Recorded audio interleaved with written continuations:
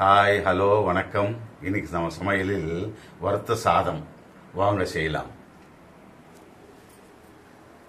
வறுத்த சாதம் என்ன சாதம் இருக்கு. இந்த சாப்பாடு மீதி ஆயிடுச்சுன்னா கூட நீங்கள் செஞ்சுக்கலாம். மத்தியானம் சாப்பாடு கொஞ்சம் இருந்துச்சுன்னா நைட்டுக்கும் அதே மாதிரி நான் இப்போ செய்கிறது அதே பார்த்துக்கிட்டு அப்படியே செய்யுங்க. நைட்டு சாதம் மீதி ஆயிடுச்சுன்னா மறுநாள் காலையில் செய்யுங்க.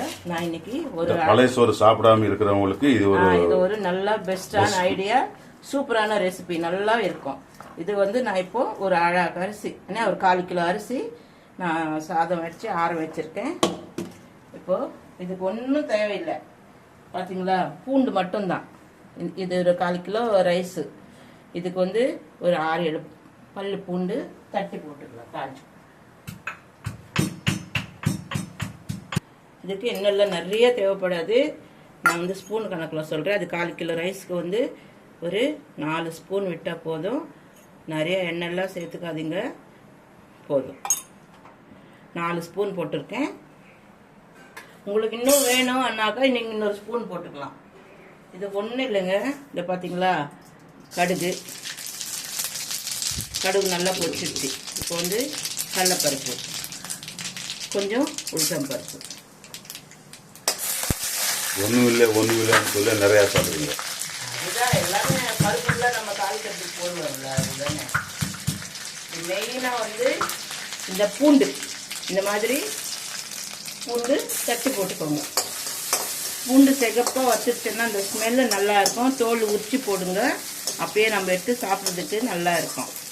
பார்த்தீங்களா, ரொம்ப நைஸாக இதுக்கு இஞ்சி பச்சை மிளகாய் அதெல்லாம் தேவையில்லை. சும்மா வறுக்கிறது தான். வறுத்த சாதம்னா ரொம்ப இஷ்டமாக சாப்பிடுவாங்க. எங்கள் வீட்டில் வேணுமனே செய்ய அப்படின்னுவாங்க சாதம் மீதி ஆயிடுச்சுன்னா. இதுக்கு பார்த்தீங்களா, அதுக்கு தகுந்த போல் நான் ஒரு 3/4 ஸ்பூன், சின்ன ஸ்பூன் பார்த்துக்கோங்க. அதனால தான் ஸ்பூன் கணக்கில் சொல்கிறேன். பெருசாக இருந்துச்சுன்னா நீங்கள் 1/2 ஸ்பூன் போட்டுக்கோங்க. பார்த்தீங்களா, நல்லா எல்லாமே சிகப்பாக. மஞ்சளையும் போட்டேன் முதல்ல, என்னக்கா அந்த மஞ்சள் வாசனை இல்லாமல் இருக்கிறதுக்காக போட்டிருக்கேன். மிளகாத்தூள் மட்டும் அப்புறமா போட்டுக்கணும். இப்போ நல்லா ஃப்ரை ஆகி போச்சு, சிகப்பாக வந்துடுச்சு பாருங்கள். இந்த ஃப்ரை ஸ்மெல்லே சூப்பர். அந்த பூண்டு நம்ம எண்ணெயில் போட்டு வறுத்தாலே நல்ல ஸ்மெல் வரும். அதுதான் டேஸ்ட்டு, வேறு ஒன்றும் இல்லை. சிம்பிளான ரெசிபி, சூப்பராக இருக்கும். இப்போது அந்த சாதத்துக்கு தகுந்த போல் பார்த்தீங்களா, நான் இந்த மிளகாத்தூள் போடுறேன், போதும். இப்போ நம்ம சாப்பாட்டில் அதுக்கு சால்ட் மிக்ஸ் பண்ணிக்கிறேன், அவ்வளோதான். ஒரு ஸ்பூன் சால்ட். இப்போ இந்த சாப்பாடு அதை எடுத்து இதில் போட்டு வறுக்க வேண்டியதுதான். பார்த்தீங்களா, சாதம்லாம் இதில் நான் போட்டுட்டு நல்லா வறுக்கணும். எல்லாமே கலந்துக்கணும். எல்லாமே இப்படி கிளறி விட்டுட்டு ஒரு 5 நிமிஷம் வறுத்தா அதுதான் வறுத்த சாதம். ஆனால் டேஸ்ட் நல்லா இருக்கும். இதுக்கு வெங்காயம் தக்காளி அதெல்லாம் வேண்டாம். சைட் டிஷ் தான். நமக்கு அப்பளம் இருக்குல்ல, எப்பவுமே 2 அப்பளம் போட்டு சாப்பிட்டா போதும். இதுக்கு சைட் டிஷ்ஷே தேவையில்லை. அதுவே நல்லா கம்மன்னு வாசம் வருது பாருங்க, சூப்பரான ஸ்மெல் வருது. பச்சடி இருந்தால் நல்லா இருக்கும். பச்சடின்றது நம்ம வீட்டில் எப்பவுமே ஊறுகாய் பச்சடி இருக்கு இல்லைங்களா, அல்லம் பச்சடி. பார்த்தீங்களா, இதுதான் வறுத்த சாதம். இதில் வேற ஒன்றும் இல்லை. உங்களுக்கு இருந்தால் நீங்கள் 4 முந்திரி கூட சேர்த்துக்கலாம்.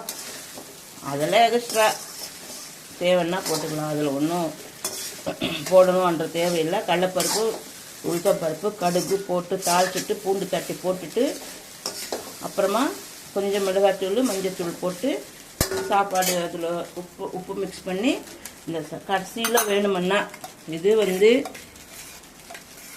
ஒரு ஆப்ஷன் தான். நெய் விடுறது கொஞ்சம் ஸ்மெல்லுக்காக ஒரு 1/2 டீஸ்பூன் நெய். நான் அதுக்கு தான் முதல்ல எண்ணெய் 4 ஸ்பூன் போட்டிருக்கேன். இப்போது நெய் ஒரு 1/2 ஸ்பூன் நெய் நம்ம இருந்தால் போட்டுக்கோங்க. எல்லாருக்குமே நெய் யூஸ் பண்ணிக்கலாம். பண்ணிக்கலாம், நல்லா இருக்கும், டேஸ்ட் நல்லா இருக்கும். எல்லாத்துக்கும் போடக்கூடாது. இது பசங்க இஷ்டமாக சாப்பிடுவாங்க. 2 அப்பளம் பொரித்து வச்சுட்டாலே போதும், சூப்பராக இருக்கும். இதுதான் வறுத்த சாதம். பார்த்து ஸ்கிப் பண்ணாமல் பார்த்து லைக் பண்ணுங்கள், ஷேர் பண்ணுங்கள், கமெண்ட் பண்ணுங்கள், சப்ஸ்கிரைப் பண்ணுங்கள்.